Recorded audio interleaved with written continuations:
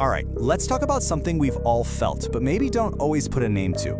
It's that feeling of being completely wiped out after talking to certain people. We're gonna break down exactly why that happens, and more importantly, what you can do about it. I mean, seriously, think about it. You haven't been to the gym, you haven't done a day of hard labor, you've just been in a conversation, and yet you feel totally exhausted, right? Like your internal battery just plummeted into the red. Sometimes the feeling is just a weight, a kind of heaviness that definitely wasn't there before you started talking. Or maybe for you, it's more of an irritation, you know? Just this low-level buzz of annoyance under your skin that you can't quite pin down. And then there's this one. Your mind just feels noisy, completely scattered. It's almost like your inner peace was just quietly swiped from you. So here's the most important thing to get right away. That feeling is so real. This isn't you just being dramatic or in your head. A huge chunk of your energy isn't physical at all. It's emotional and psychological, and other people can have a massive impact on it. Okay, so let's get into the how of it all. Why does this actually happen? Well, there's some real science to it, and it's pretty fascinating.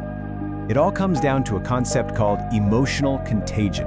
Basically, your nervous system is like a super sensitive radar, constantly picking up on other people's vibes, their stress, their tone, all those tiny micro expressions. And here's the wild part. Even when you consciously try to ignore it, your body is still listening and responding. And this is just the perfect analogy. Think about it. Emotions spread like yawns. You see someone yawn, and suddenly you feel the urge to yawn too. It's the exact same thing with feelings. Being around someone who's super anxious can make you feel tense, even if you have nothing to be anxious about. You don't have to agree with their feeling to catch a piece of it. But it's not always so subtle, is it? A lot of the time, this drain comes from very specific patterns. You know what I'm talking about. The endless complaining, the constant cloud of negativity, those one-sided conversations where you're basically just a sounding board. Or the guilt trips, the drama, that constant pressure you feel to fix their problems. Your nervous system is working overtime in those situations, and that is just plain exhausting. This brings us to a really critical shift in mindset. A lot of us get stuck in these draining dynamics because we confuse two totally different things: caring for someone and caring them. We tend to operate on this hidden belief, don't we? That to be a good friend, a good partner, a good person, we have to take on their burdens as if they're our own. But that is a fundamental misunderstanding of what it means to care. And this breaks down the difference perfectly. Caring is all about love, support, and listening. You can do all of that, but that is a world away from caring them. Caring is when you try to rescue them, when you sacrifice your own well-being, absorb all their negativity, and feel responsible for their healing. But here's the truth. Their healing is their journey, not yours to manage.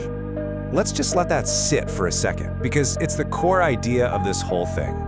You can care deeply, be the most compassionate person in the world, without having to carry the full weight of someone else's life on your shoulders. So, okay, that sounds great, but how do we actually do that in real life? The answer is our practical toolkit, and it all comes down to one powerful word: boundaries. And I absolutely love this way of looking at it.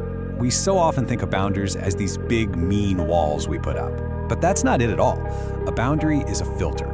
It's you calmly deciding what energy, what conversations, and what responsibilities you're going to let into your life. And here's what those boundaries can look like in real life. It's not about big, dramatic confrontations. Sometimes a boundary is as simple as saying no and not feeling a shred of guilt, or choosing not to reply to that frantic text message the second it comes in. It might mean protecting the first hour of your day from stressful phone calls. It can even be ending a conversation that's just going in circles by saying, "Hey, I have to run, but let's talk later." Now I know the biggest fear is if I set boundaries, I'll push people away. But here's the secret. Boundaries don't break healthy relationships, they reveal unhealthy ones.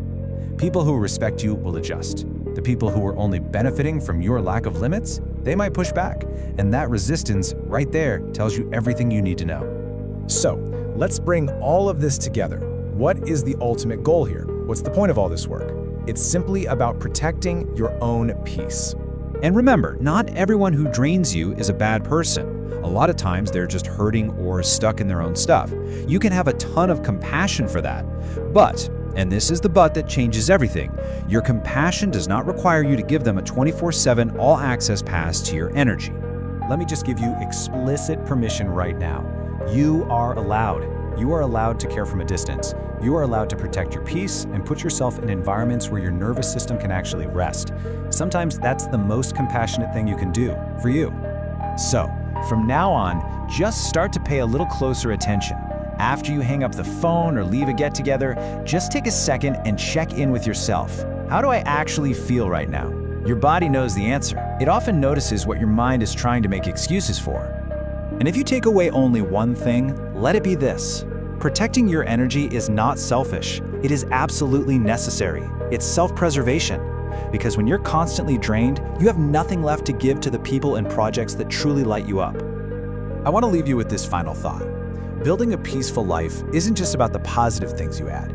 It's just as much about the heavy burdens and people that you finally decide to set down.